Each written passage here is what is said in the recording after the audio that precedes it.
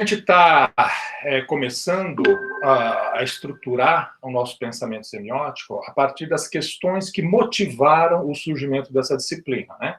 Então, a semiótica é uma disciplina nova, em formação, ela é efervescente, porque ela tem muita interdisciplinaridade, né? Ela dialoga com a física, dialoga com a teoria dos sistemas, teoria da informação, com a filosofia da mente, com as teorias cognitivas. Então, a semiótica ela tem muitas ramificações e ela não é consolidada, nem os conceitos fundantes da semiótica a gente pode dizer que são definitivos, né?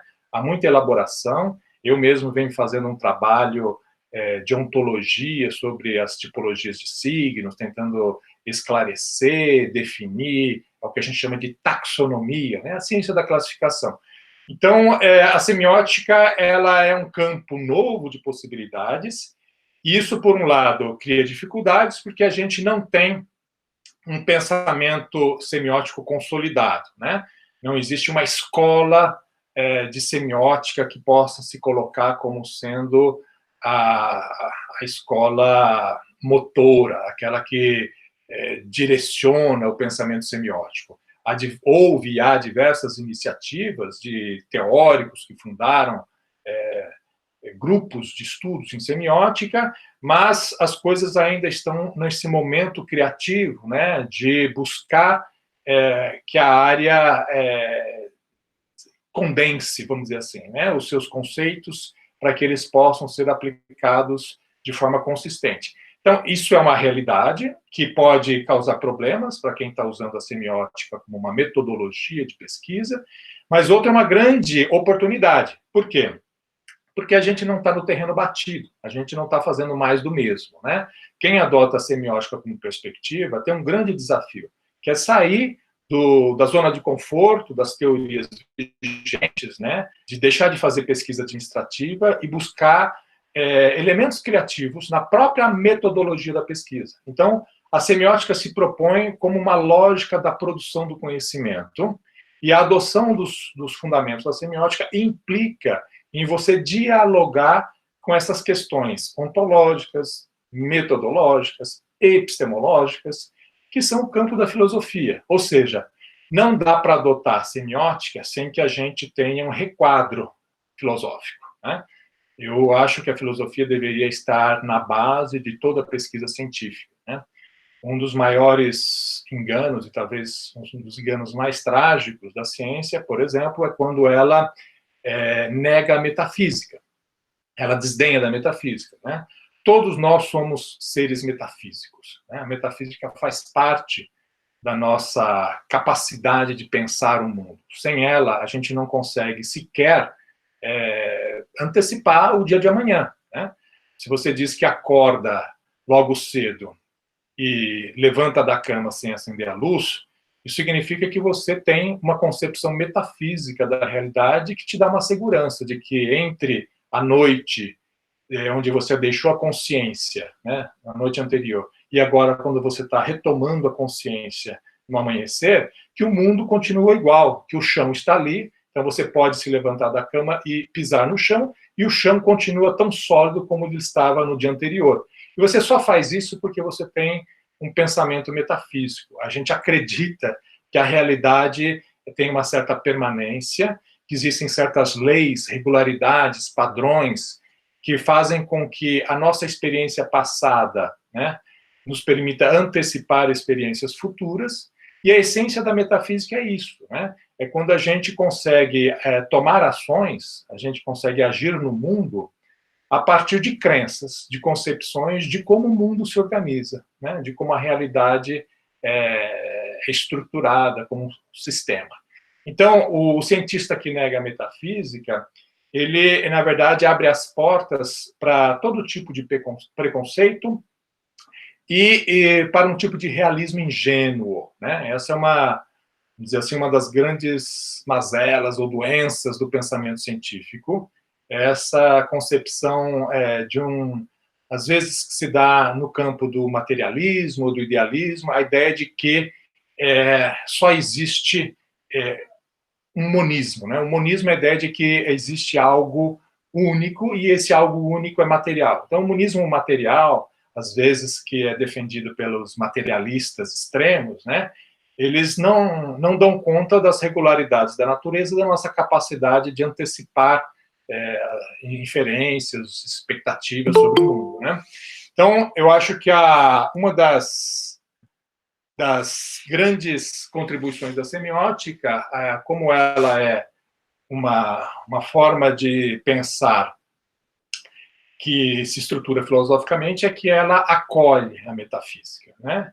E a gente precisa entender o que é isso. Então, o pensamento metafísico tem a ver justamente sobre as fontes do conhecimento, né?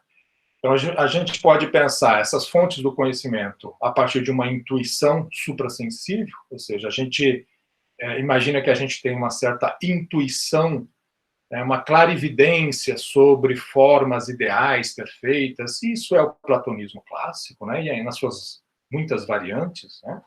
Então, muitos matemáticos, geômetras, quem trabalha com matemática pura, eles são idealistas platônicos. Eles acreditam que a matemática, as relações da matemática, elas têm uma realidade que vai para além da nossa capacidade de pensar. Ou seja, a matemática, ela não se altera pelas nossas opiniões. Então, não adianta você ter uma opinião e eu outra, ou a gente ter um consenso, e a matemática vai se adaptar ao consenso. Não, a matemática é real, é um conjunto de relações que independe da opinião que eu, você ou qualquer grupo de pessoas possa ter sobre essas relações matemáticas. Isso é o realismo idealista matemático, né? Então, uma das formas de você buscar a solidez, robustez, né, coerência no seu sistema é você adotar essa visão idealista, realista, que é a origem do pensamento platônico.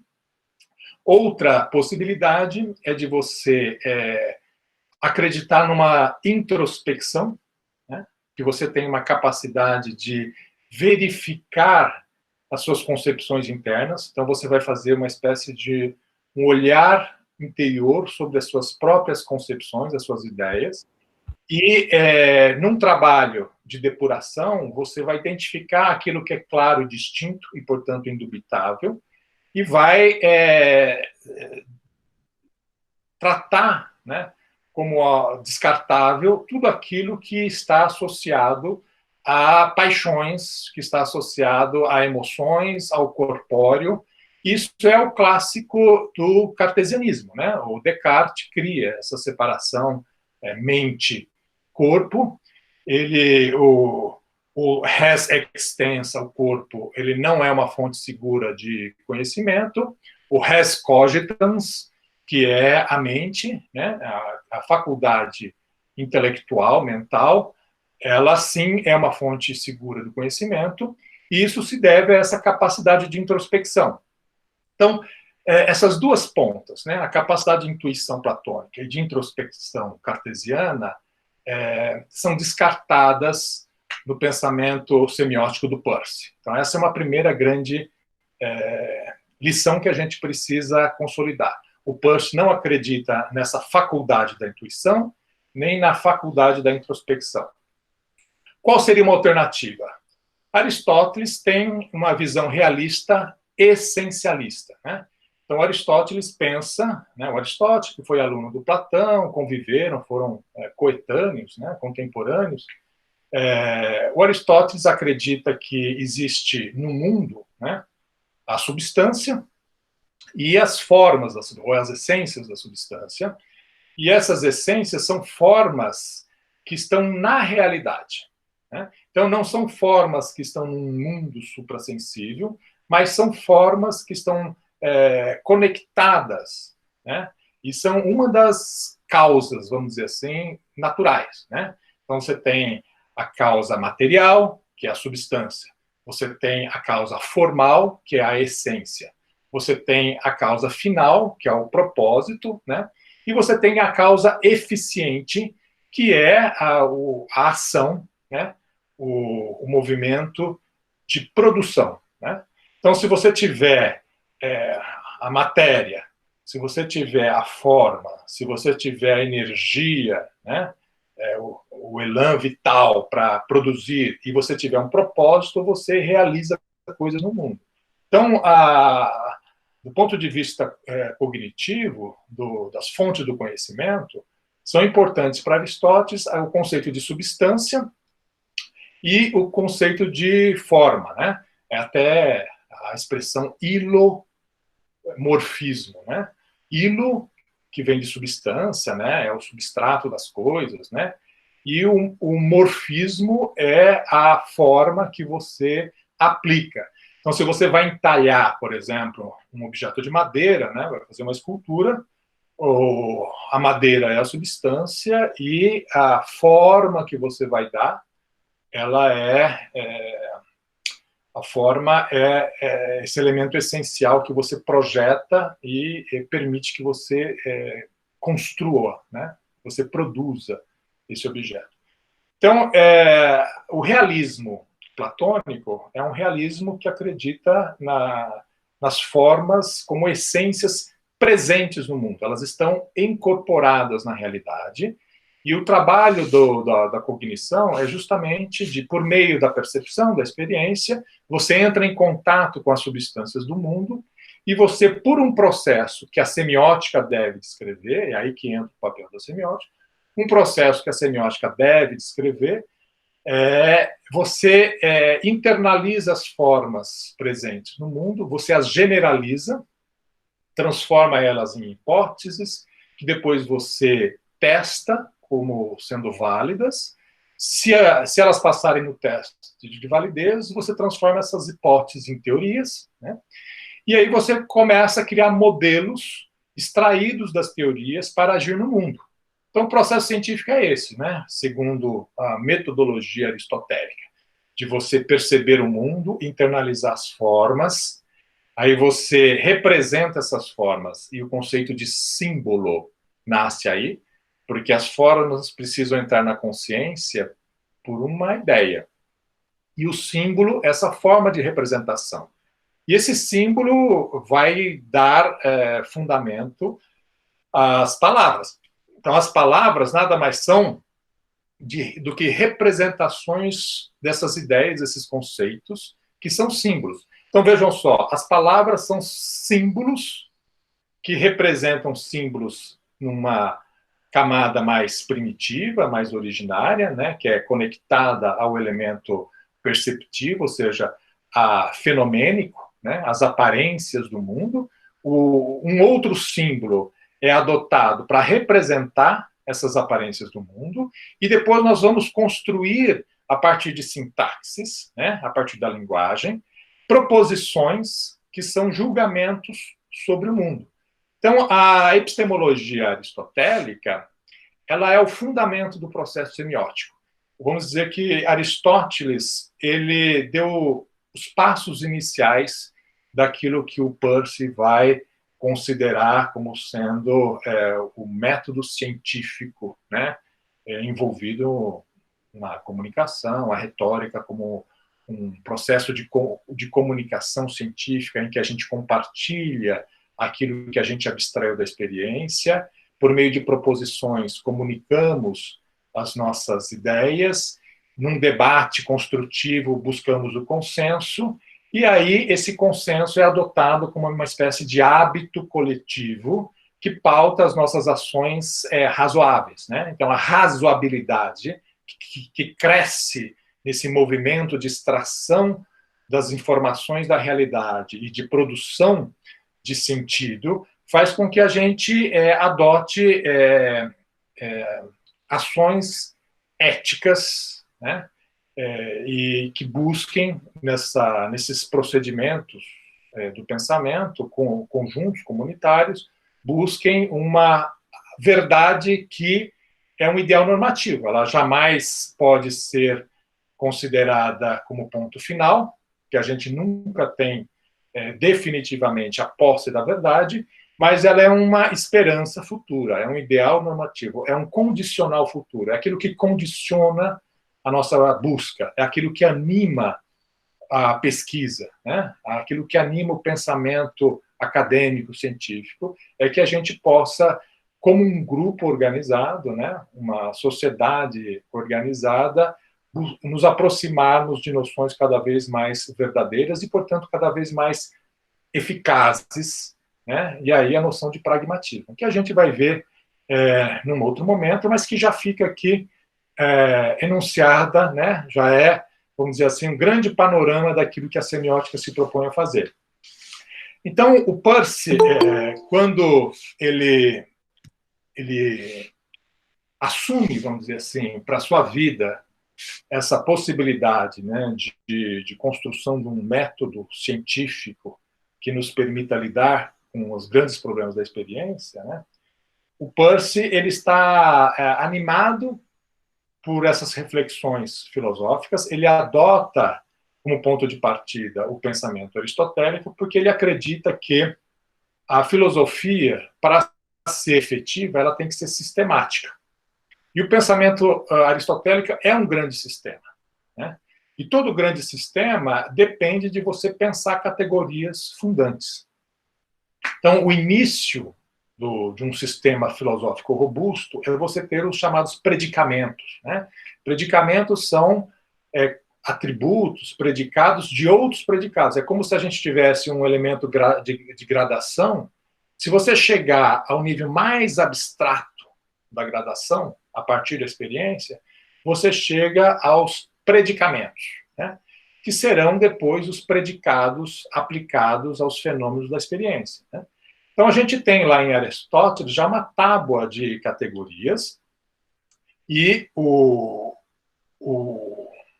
Peirce revisita essa tábua, né? Então, tem lá o conceito de substância, de forma, de tempo, de espaço, de qualidade, quantidade, de ação, paixão, de modalidade, né? Então, você tem as categorias aristotélicas e, num processo de revisão, numa tentativa, né, de fundir as tradições platônicas aristotélicas, a gente tem um outro grande filósofo sistemático que inspira Peirce, que é Immanuel Kant, né? Então, o Kant, ele tinha as mesmas preocupações do jovem Peirce. O Kant, ele também vê que há uma incoerência entre a tradição platônica, que vai gerar um idealismo, e o idealismo alemão é fundamentalmente um desdobramento do idealismo platônico, né? E uma tradição mais inglesa, que desdobra o pensamento aristotélico num empirismo. Então, o Kant já vinha tentando fazer essa síntese, e isso animou o Peirce a buscar em Kant os fundamentos da sua nova lógica, né, da semiótica como essa grande lógica da produção científica, porque ele viu em Kant, genuinamente, essa tentativa de juntar essas duas tradições.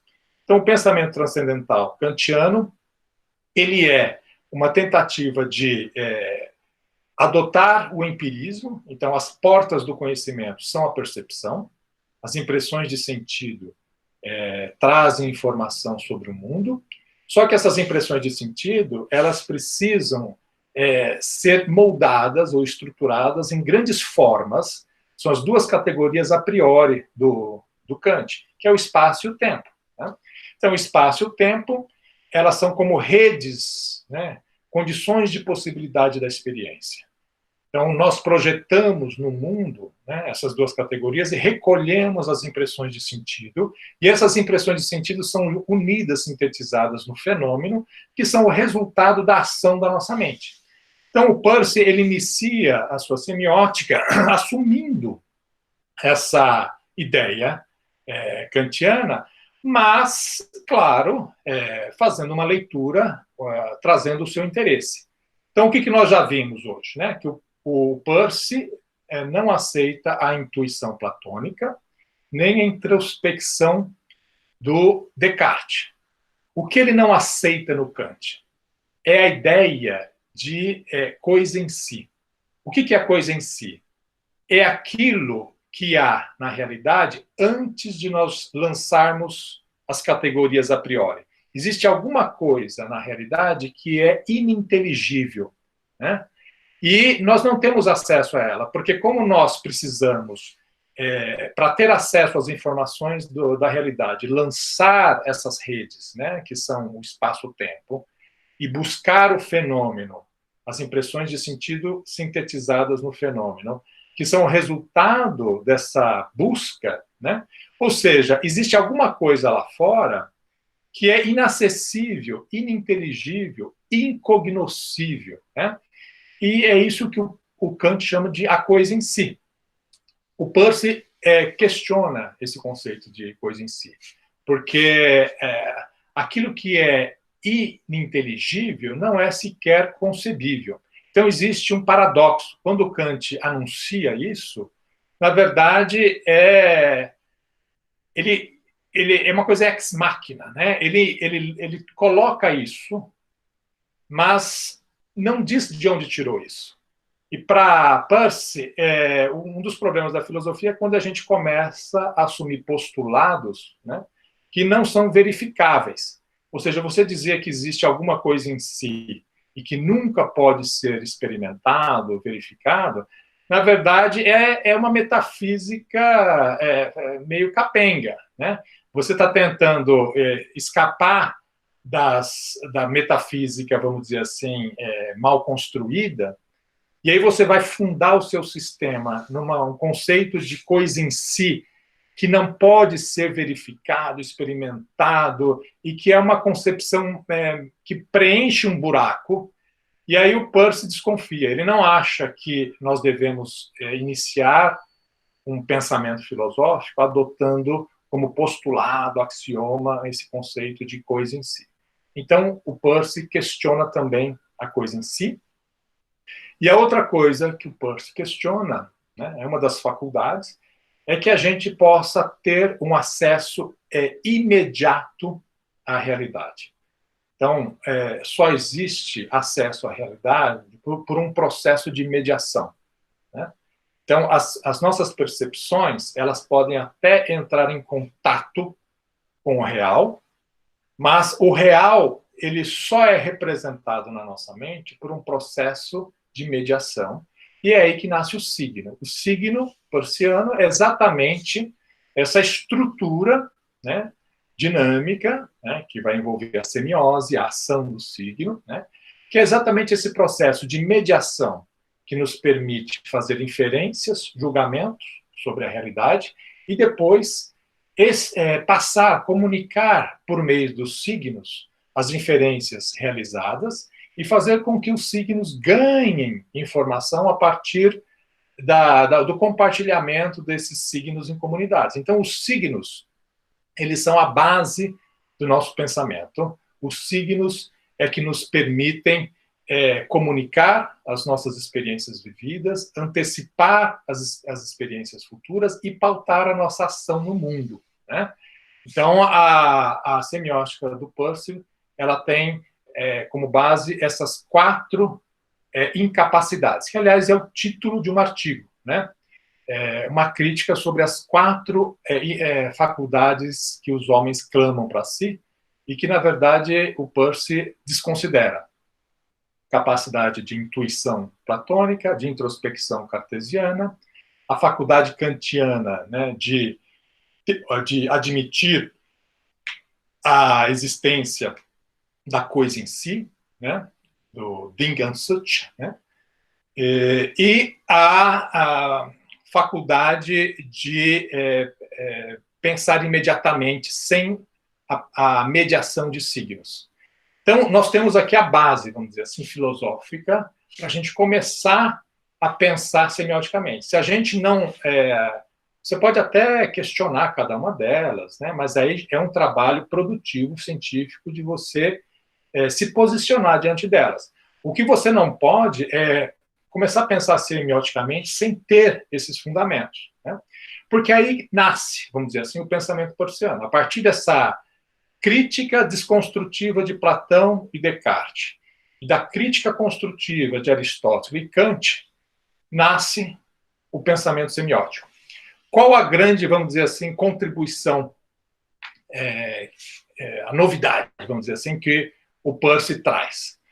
Para quando o Peirce ele nasceu em 1829, quando ele tinha 30 anos, em 1859, houve a publicação do Origem das Espécies, do Darwin, que foi uma revolução. Né, uma revolução. O Peirce, inicialmente, ele até questionou, né, porque ele fazia parte de um círculo, né, em Harvard, em que a crítica às ideias de Darwin foram muito presentes, incisivas, né? Mas o jovem Peirce, ele rapidamente percebeu que o pensamento darwinista oferecia um ganho cognitivo em relação aos pensamentos metafísicos anteriores, né?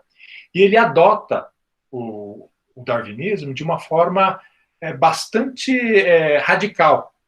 Então, todo o pensamento semiótico do Peirce tem como contribuição. Ele pega lá o Aristóteles, só que o Aristóteles ele não vê as formas do mundo como evolucionárias. As formas, né, que conformam as substâncias, elas são reais, permanentes, né, e, portanto, necessárias e não contingentes. A grande novidade do pensamento semiótico peirciano é que ele, na crítica que ele faz às essências aristotélicas, né, ele adota o processo evolutivo. As formas do mundo estão em contínua evolução. A realidade está em contínua evolução. Não é só a vida, né? Não são só as espécies que estão em contínua evolução, mas as leis da natureza. O universo está em contínua evolução.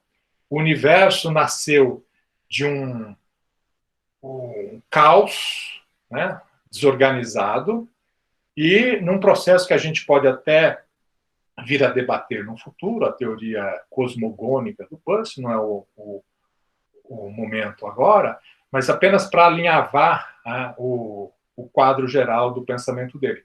O universo nasce num caos desestruturado e, por meio das interações, vão surgindo padrões, e esses padrões vão permitindo a organização da matéria, e as leis da natureza emergem, surgem, né, como resultantes de um processo interativo. Então, não existe no pensamento peirciano axiomas, ideias, constantes universais que foram definidas antes do universo, né? As leis da natureza, elas não estavam já assim definidas esperando o Big Bang. Não, as leis da natureza são um processo contínuo que vão chegando a determinadas regularidades. Como nós temos a nossa vida, que é bastante curta em termos astronômicos, a gente considera que as leis da natureza são dadas desde sempre para todo sempre. Mas, na verdade, elas estão em contínua transformação, como todo o universo está em contínua transformação. E mais do que isso, né? Esse elemento transformador do universo, que é a lógica que Darwin descobriu para as espécies, é um elemento em que aquilo que não tem permanência é descartado e deixa de acontecer, e aquilo que tem permanência é reforçado e vai se transformando em padrões, e o que a gente experimenta como matéria nada mais é do que a substância que foi tão conformada às leis do universo que elas se enrijeceram e as substâncias assumiram essa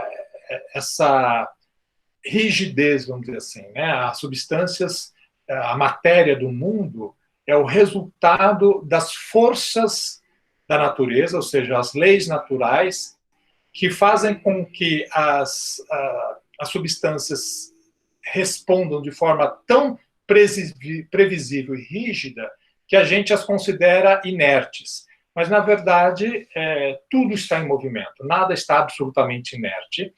E o pensamento humano reflete essa lógica cosmológica, reflete a lógica da teoria da evolução, né? da seleção natural, aquilo que é mais adaptado sobrevive, aquilo que é menos adaptado é descartado.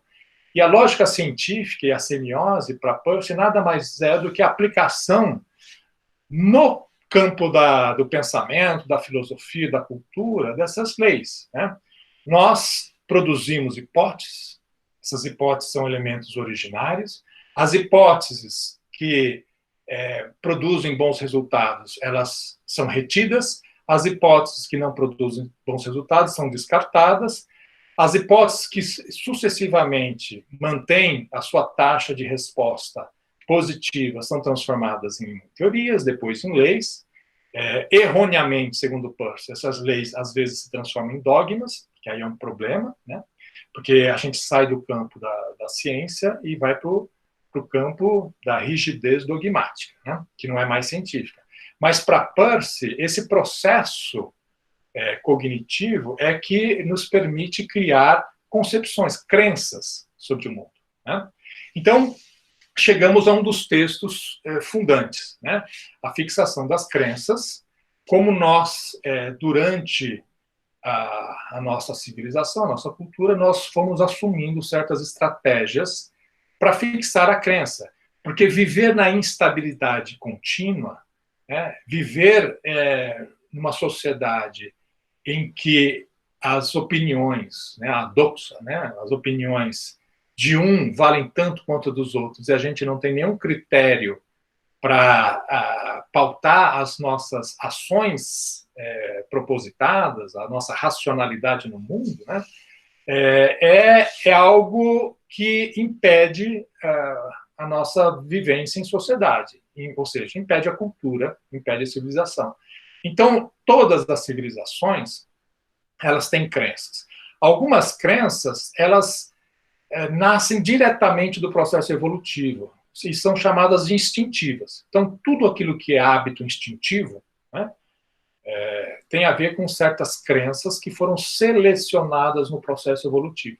Então, a gente já vem, enquanto espécie, né, com um conjunto de crenças que são atávicas, que fazem parte do nosso processo contínuo de evolução e que foram sendo consolidadas. Né? Então, todo mundo, quando vê alguma coisa rastejando perto do seu pé, tende a tirar o pé, tem um receio. Isso é um instinto que a gente tem que parece estar associado a uma condição evolutiva. Não vamos entrar diretamente nessa questão agora, porque não é o momento, mas para vocês terem uma ideia que o pensamento darwinista ele está embutido muito profundamente no conceito de semiose, de pensamento científico, de produção de sentido na semiótica peirciana. Né? Talvez uma grande contribuição que o Peirce oferece aos sistemas filosóficos que até então tinham se estruturado de forma rígida, porque a novidade do pensamento evolucionário é exatamente isso, de que nada está parado, tudo está em movimento, em contínua transformação, e a realidade é uma espécie de um crivo, e tudo tem que se bater contra o real, e aquilo que sobrevive desse embate permanece e continua, e aquilo que não sobrevive é descartado, é refúgio, e os mais adaptados à realidade continuam, e os menos adaptados vão ficando para trás. Então, o pensamento científico para Peirce tem essa mesma dinâmica. As hipóteses, né, elas são lançadas, passam pelo crivo da experiência, da realidade, são descartadas, novas hipóteses são anunciadas, e assim é um processo contínuo, que é o que a gente descreve na semiose. Então, retomando a ideia fundante da crença, né? Então, para Peirce, a gente não precisa, todo mundo, continuamente estarmos envolvidos nesse processo cognitivo, exaustivo, de renovação das crenças. Existe um elemento da economia energética, que é o que as espécies fazem. Né? Às vezes as espécies ficam séculos com praticamente zero de evolução. Por quê? Porque você atingiu uma espécie de um estado em que você não é mais irritado, ou seja, você não é mais chamado a uma resposta. Então, você tem um estado de conforto, aquela espécie não evolui, porque a realidade, ela chegou num momento da evolução dela que ela está muito bem adaptada. Se não houver uma mudança ambiental, né, ela não vai ter que retomar o processo transformativo que a evolução exige. As crenças, a mesma coisa, né? Então, nós temos crenças instintivas, que parece que elas nos permitem agir de forma até não consciente, dar respostas a muitos eventos da realidade que possam ser, assim, perigosos, né? Então, a gente tem esse substrato de crenças que são atávicas, instintivas, e aí você tem crenças que são socialmente adquiridas, que a gente adota porque, do ponto de vista da racionalidade, elas fazem todo o sentido, né? Uma delas é a confiança na autoridade. Então, a autoridade, a gente já pressupõe que uma pessoa, para ter um certo status, uma certa autoridade, ela já passou por todo um sistema social de, vamos dizer, seleção.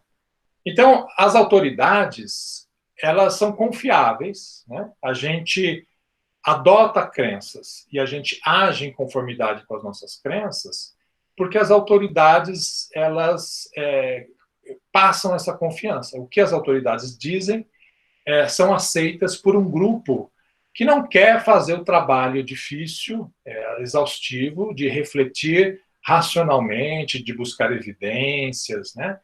Que é o método científico. Então, buscar uma autoridade e se fiar na autoridade é um método de fixação de crença que é muito louvável. A gente faz isso o tempo todo, né?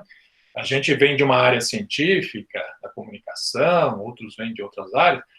A gente não conhece tudo no mundo. Então, a gente lê um paper de um famoso físico que tem autoridade, a gente confere um valor de respeito, de verdade, né? Ainda que dentro daquilo que a gente chama de verdade é sempre possível de crítica, mas a gente acredita que a boa-fé, que foi resultado de uma pesquisa consistente, validada por uma comunidade, aquela autoridade ali, uma sociedade científica, né? Ou seja, cada um de nós, você pode escolher o pastor, pode escolher o cientista, o presidente, enfim, aí cada um faz as escolhas e você confia, aquelas crenças são internalizadas, você age de acordo com aquelas crenças. A autoridade falou, você imediatamente se sente confortável, né? Então, a crença te dá essa zona de conforto. Opa, a autoridade falou, agora eu vou me comportar da maneira coerente ao discurso da autoridade. Então, essa é uma maneira bastante racional, né, de agir no mundo, né? A sociedade sempre fez isso e a gente está vivo, a gente está aqui para contar a história e significa que funciona. Outro sistema, né, é o dogmático, né? O dogmático já é, vamos dizer assim, você ter um conjunto de crenças que produzem um sistema. Esse conjunto de crenças foi selecionado ao longo da experiência de uma determinada comunidade. Esse conjunto de crenças te permite regular a sua vida de forma prescritiva, de sorte que você faz exatamente o que está sendo dito, e se você fizer aquilo exatamente como está sendo dito, as coisas vão dar certo. Então, o dogma é isso. A ideia é que, se nós regularmos as nossas ações de acordo com um conjunto prescritivo de normas que são definidos num sistema dogmático, as coisas na sociedade vão dar bem. E há muitas sociedades que se estruturam dessa maneira, dogmáticas, né? Sociedades, por exemplo, teocráticas, em que você tem o grande líder religioso, que ele professa uma determinada religião, e ele diz que de manhã você tem que acordar e fazer isso, depois, antes de comer, você tem que fazer certas e certas libações, depois você tem... Enfim, todo o seu dia está regulado por um conjunto de crenças dogmáticas, e durante gerações e gerações as pessoas vêm respeitando aquelas crenças e viveram bem, tiveram filhos, foram felizes, né? Há uma racionalidade em você adotar isso. Outro sistema de crença é o a priori, né? O a priori é aquela ideia de você imaginar um mundo, né, em que as coisas funcionam bem. Então, é um sistema muito mentalista, racional. Você cria um sistema como um geômetra cria uma geometria, né, a partir de certos axiomas, e aí você cria certos teoremas em que esses axiomas permitem derivar certas proposições, e aí você testa esses teoremas, e se esses teoremas estão dando certo, por que não? Sou aqui um grande pensador axiomático, a priorístico, criei um sistema, é o meu sistema, né? E esse sistema me parece muito bonito, né? Ele tem uma beleza, né? As relações assim são para mim, elas são muito bonitas.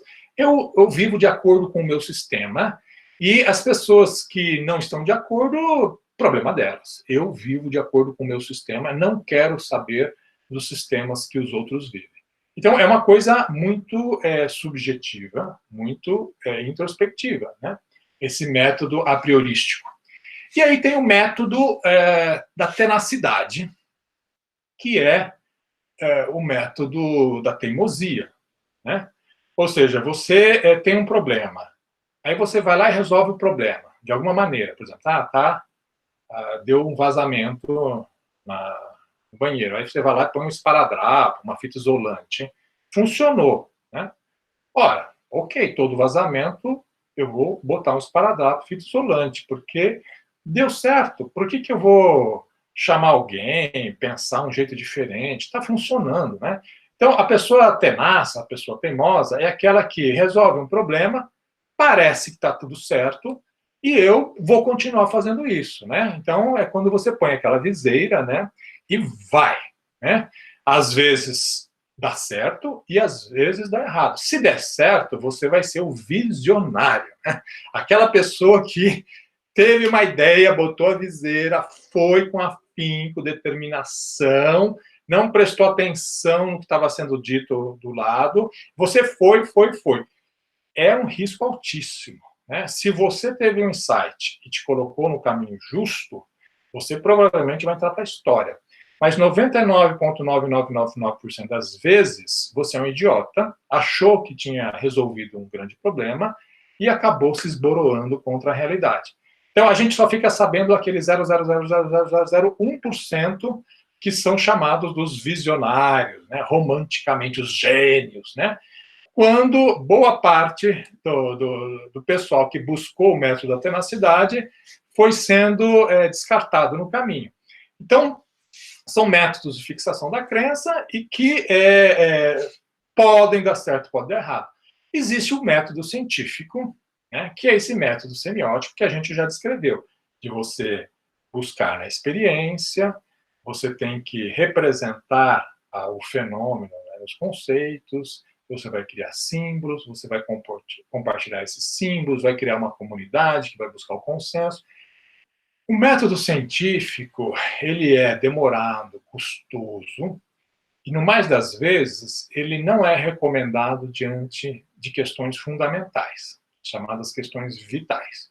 Ou seja, a pior coisa que você deve fazer, se você está, por exemplo, né, em dúvida sobre se você namora esta ou aquela pessoa, com quem eu me caso, né? Não há método científico para isso. Aí é a intuição mesmo, o instinto, né? Então, nas coisas vitais do mundo, né, quando você está diante de algo urgente, algo da qual depende a sua existência, confie no seu instinto. Porque o instinto, evolutivamente, deu mostras de que ele funciona, porque, afinal, você está aqui por conta do instinto, né? Então, em questões vitais, fie-se no instinto, né? Agora, em questões que não são vitais, em questões em que você possa dedicar tempo, energia, né, passar por esse processo lento, gradual de construção do conhecimento, aí o método científico é o melhor. É por isso que os cientistas eles não podem ser pressionados a dar respostas urgentes e emergentes, imediatas, Normalmente, quando fazem isso, as tragédias acontecem. As grandes tragédias da humanidade, algumas delas, foram infladas por pensamentos cientistas rasos. Gente que tentou dar respostas imediatas a questões sociais, às vezes ideológicas, né? E que criaram procedimentos que não tinham nada de cientistas. Então, o método científico, para que seja realmente válido, ele não pode estar pressionado por questões vitais emergentes, porque não faz parte da lógica do processo científico. O processo científico é demorado, envolve investimento, a pesquisa é longa, tem que ter bolsa, né? As pessoas têm que se dedicar, têm que participar de eventos, de congressos, é uma construção contínua e que muitas vezes os resultados alcançados não têm nada a ver com a realidade. Às vezes leva décadas para que uma equação, uma teoria ou um material novo ele possa ter algum uso na sociedade. É por isso que, às vezes, o método científico é desdenhado, não é validado, porque as pessoas acham que não há respostas imediatas.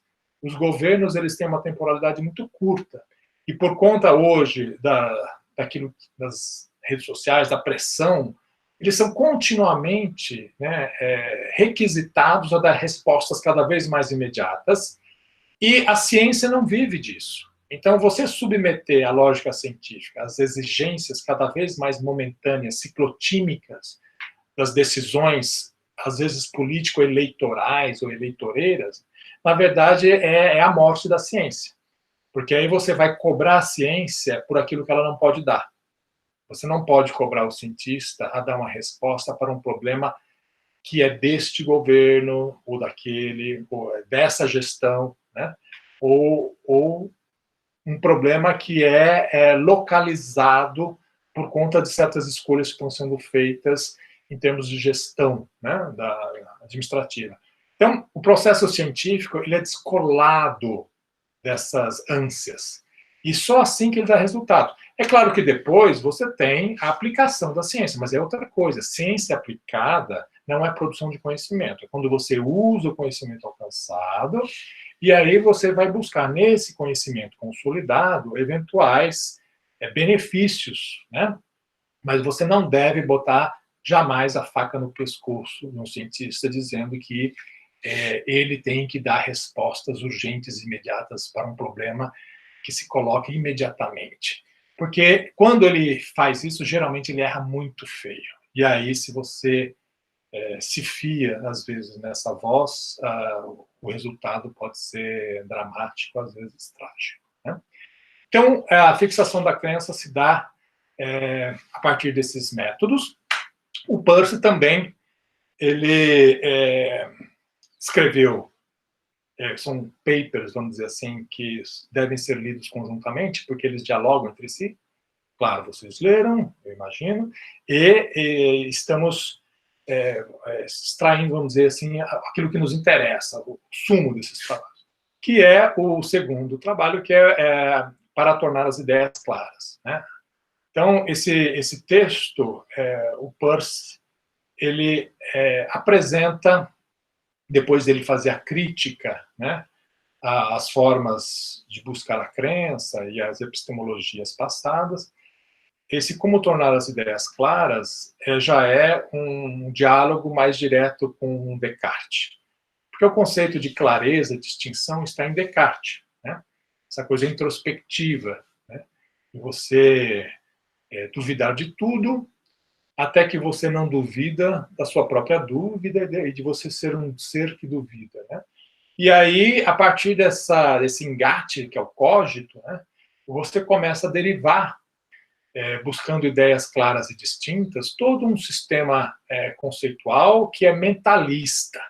Então, o Peirce não acredita nessa nossa faculdade de introspecção e ele questiona, né? Há outras maneiras de você tornar as ideias claras que não são fiadas nesse processo. E aí ele vai... o que é uma ideia clara, né? É uma ideia que você consegue isolar das demais.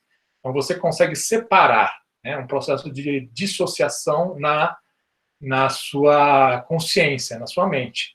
Você consegue pensar algo separadamente de outras coisas.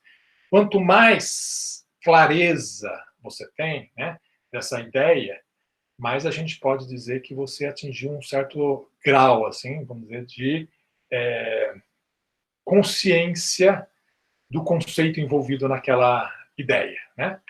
E a distinção é a sua capacidade de pensar o que está envolvido nessa ideia, né?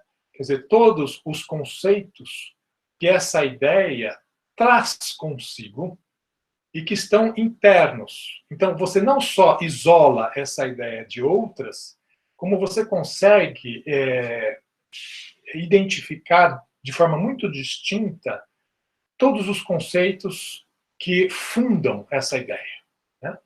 Então, os conceitos de clareza e distinção, eles têm uma história assim, bastante longa na filosofia. Descartes foi quem aglutinou em cima deles, né, e criou um discurso do método, né, realmente uma metodologia dedutiva, né, de pensar a partir de ideias claras e distintas. Como o Peirce não acredita na introspecção, e ele faz uma crítica desconstrutiva ao Descartes, é claro que esse texto é um diálogo, um debate ácido, né, porque o Peirce acha que o cartesianismo é uma barreira. O cartesianismo está impedindo o avanço da ciência. A gente precisa ir para além do cartesianismo. Essa separação entre corpo e mente, na verdade, está bloqueando o avanço da ciência. Então, a gente precisa desconstruir Descartes e entender que as experiências que nascem do corpo, elas são o fundamento mesmo. Tudo que nasce por meio da percepção. E a percepção, ela é aquilo que permite a informação de ser internalizada, né? Então, existem diversos graus de clareza, e o Peirce vai abordar que existe um grau de clareza que é muito aquilo que nós, enquanto comunidade, acreditamos como sendo a definição de algo, né? Então, o primeiro grau de clareza é você discriminar, é você ter uma definição de enciclopédia. Então, quando você tem alguma coisa que você precisa saber mais, você abre o dicionário, abre uma enciclopédia e lê o verbete. E aquilo é meio que o conhecimento atual, o estado de conhecimento sobre aquele conceito. E a gente vê como desde que iniciaram a sua produção, como os conceitos mudam, né? Então, o primeiro grau de conceito tem a ver com isso, né? Essa é a nossa capacidade de descrever. Um outro grau é o uso, né? A nossa capacidade de aplicar esse conceito na realidade. Então, esse é um grau ulterior. É quando esse conceito é encarnado na sociedade, quando ele circula, e a gente, por meio desse conceito, a gente evoca certas crenças envolvidas nesse conceito e agimos, né? Agimos no mundo por meio desse conceito, e um grau de clareza desse conceito é a gente ter consciência dos resultados positivos ou não envolvidos na adoção desse conceito. Agora, tem um terceiro grau de clareza em que a gente está pensando o conceito a partir de um conjunto de efeitos, de consequências gerais, futuras, envolvidas na adoção do conceito. Então, olhem só. Um conceito, ele tem a definição vernacular, o verbete, ele tem o uso social compartilhado, que a gente faz desse conceito, e ele tem um uso que é prescritivo, é uma prescrição, está envolvido naquilo que a gente sabe, conhece como sendo o conjunto de consequências futuras da adoção desse conceito. Então, é uma maneira de pensar que a gente chama de pragmática. Né? Então, a essência do pragmatismo persiano está exatamente nisso. Um conceito, ele tem fundamento, uma crença, ele tem um conjunto de hábitos de conduta, que são socialmente compartilhados. Agora, nós podemos pensar no futuro como a adoção desse conceito pode permitir certas consequências gerais. Não uma consequência particular para mim, para você, para aquele outro, mas uma consequência universal da adoção desse conceito. Né? Então, a gente pensa assim, o conceito de isolamento. Né? Então, existe a definição do que é isolamento, existe a prática do isolamento. Agora, existe a nossa capacidade de vislumbrar em uma semana, 30 dias, 6 meses, quais seriam as consequências gerais, não a consequência para mim, que eu posso estar morto daqui a uma semana, esperamos que não, mas individualmente a gente não sabe. Mas, universalmente, adotado certo conceito, quais seriam as consequências universais aplicadas ao conjunto da sociedade que adota certo conceito, por exemplo, de distanciamento social, isolamento. Então, perceba que esse elemento prescritivo, que tenta universalizar os efeitos futuros, a gente está agindo hoje não mais pelas consequências particulares, que podem ser muito deletérias, o que está acontecendo aqui e acolá, mas, às vezes, por um propósito maior futuro que a gente imagina. Então, é isso que é a essência, vamos dizer, do pensamento pragmático. Né? Suponha quais seriam, né, condicional futuro, todos os efeitos futuros envolvidos na adoção de um conceito. O significado desse conceito é o conjunto de todos os efeitos que você consegue prever, né, como efeitos universais, gerais, futuros. Então, essa é a definição da máxima pragmática. Né? Conceba quais seriam os efeitos futuros gerais que a adoção de um determinado conceito produziria, se adotado, o conjunto dos efeitos gerais que você concebeu, nada mais é do que o significado desse conceito. Então, vejam só, o significado de um conceito, ele é sempre um condicional futuro. O significado não é aquilo que a gente imediatamente faz com ele, mas o significado é aquilo que a gente espera que seja o efeito, o propósito, né? A gente vai trabalhar daqui a pouco com conceitos como interpretante, né? Então, qual é o interpretante final desse conceito? Então, essa é a máxima pragmática, né? Essa máxima pragmática é do Peirce. Ele foi o cara que enunciou essa máxima pragmática ainda lá nos encontros em Boston, do Clube Metafísico. Não é a definição que depois William James, que é um grande amigo do Peirce, não é a definição que William James depois vai popularizar. Aliás, essa é a briga entre eles. Né? O pragmatismo do William James é um praticalismo, vamos dizer assim. Né? O William James chega a enunciar algo como, olha, se deu certo, é porque é verdade, né? E merece ser adotado.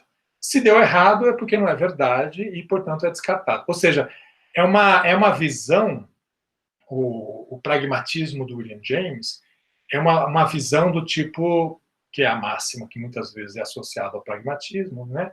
Que os fins justificam os meios. Quando, na verdade, é o contrário em Peirce. Aliás, Peirce teve vários embates, eles trocaram cartas, às vezes, até muito duras entre si, né? O Peirce criticando o uso que o William James estava dando ao conceito de filosófico, a máxima pragmática, que para Peirce é um método científico, pragmatismo, não é uma filosofia. O William James transforma isso numa filosofia, populariza como uma filosofia, ao ponto que, em 1906, o Peirce ele está tão... Não é 1906. Talvez 1905. Eu estou aqui um pouco confuso em relação à data. Mas vai chegar um momento em que o Peirce vai dizer, olha, eu estou deixando de lado o pragmatismo, cansei de brigar com os pragmatistas. Agora eu vou criar uma nova palavra, eu vou criar uma palavra tão feia que eu espero que ninguém ouse roubá-la e desvirtuá-la, né? Então, agora, para mim, é pragmaticismo, né? Então, o conceito de pragmaticismo passa a ser esse: considere todos os efeitos gerais futuros que a adoção de um determinado conceito produziriam. O significado desse conceito nada mais é do que o conjunto previsto de todos os efeitos gerais futuros, né? Então, essa é a definição da máxima pragmaticista que o Peirce elabora ou relabora para se distanciar do pragmatismo ralé, né? Do pragmatismo que ele considera uma filosofia bastante dúbia, porque ele nunca quis criar um sistema filosófico, né? O Peirce era avesso a pensar o pragmatismo como filosofia. Para Peirce, o pragmatismo era um método científico. O pragmatismo é a adoção da semiótica como processo de produção de teorias, né, hipóteses, teorias, e que, se feito da maneira como ele prescrevia, numa comunidade, por meio da comunicação, da interação, nos permitiria uma aproximação da verdade, sem que a gente tivesse jamais a certeza de possuir a verdade, mas que nos levaria, vamos dizer assim, a essa aproximação. Então, vejam como o método pragmático, ele está encampando a ideia de juízos sintéticos a priori do Kant. Então, vamos retomar isso, né? Lembrando que o Kant tinha colocado uma espécie de um cadeado na porta da filosofia, essa é uma expressão do Peirce, né?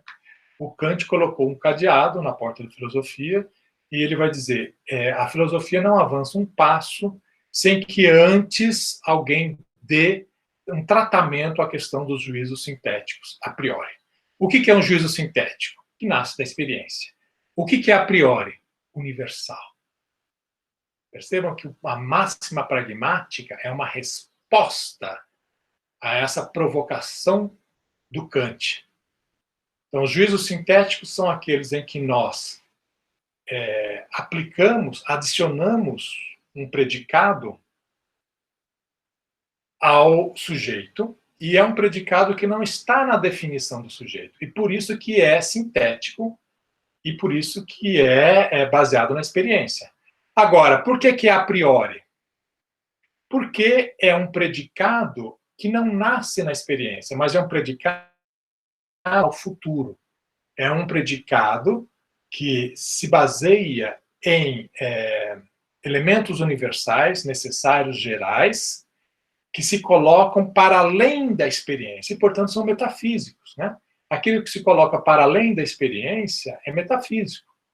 Então, quando alguém adota um isolamento, porque está buscando certos efeitos gerais futuros na sociedade, ele está adotando uma metafísica. E toda metafísica, ela é sujeita ao debate. Então, você pode dizer, mas os modelos estatísticos, mas aquilo que a gente já sabe sobre o comportamento desses organismos, você pode criar todo um racional a respeito. Mas, de qualquer forma, é uma previsão, é um condicional futuro. Você jamais pode dizer que eu sei exatamente como vai ser. Eu sei que será assim. Até porque, muitas vezes, a gente está evitando que as coisas possam ser de uma determinada maneira. E, portanto, não vai ter verificação no futuro. Né? Você não vai ter. Se você tem sucesso na sua ação, para evitar uma realidade condicional futura desastrosa, você jamais depois vai poder verificar o que teria sido, que a gente chama de contrafatual. Né? Os contrafatuais seriam os mundos que poderiam ter sido. Então, o problema da metafísica é eventualmente esse, né? Que às vezes você tem um conjunto de ações que você considera as mais adequadas, propositadas, racionais, razoáveis.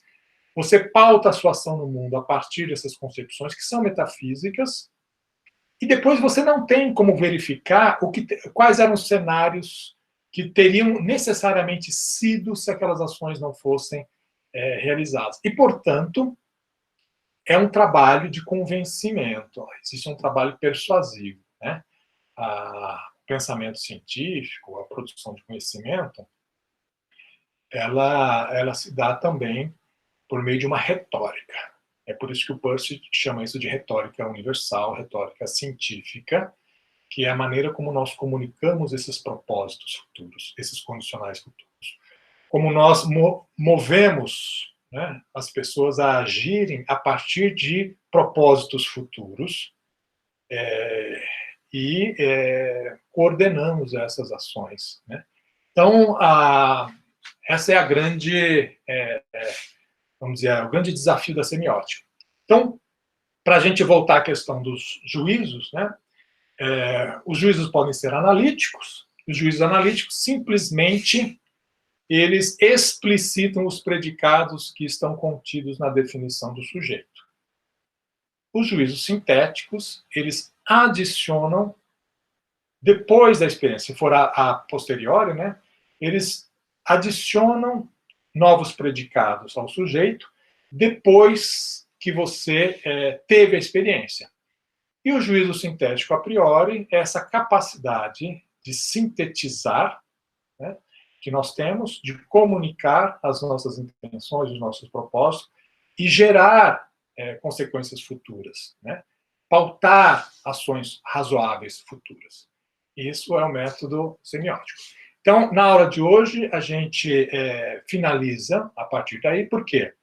Porque tudo agora vai envolver a nossa concepção de símbolo. Então, na aula que vem, a gente vai tratar mais propriamente o conceito de símbolo, na origem da semiótica, que ainda é um conceito muito associado a Aristóteles e a Kant. A semiótica é muito simbolística, os conceitos de compreensão e de extensão são anunciados, né? O conceito de informação semiótica é formulado pela primeira vez.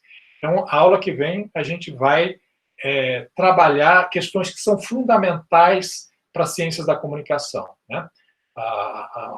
O conceito de símbolo, os tipos de signos que envolvem ou que estão colateralmente associados ao símbolo, que é o de ícone e de índice, como extensão e compreensão devem ser pensadas a partir desse requadro que eu estou montando, e como o conceito de informação é uma consequência natural desse processo de síntese a priori, né? E aí a gente, vamos dizer assim, tem a base para começar as definições de signo, as tipologias de signos e de como os signos podem ser pensados sistematicamente para resolver problemas da experiência, ou seja, problemas da investigação científica. Então, isso é o que a gente vai fazer. Então, eu vou interromper a aula agora e a gente volta a conversar numa outra oportunidade.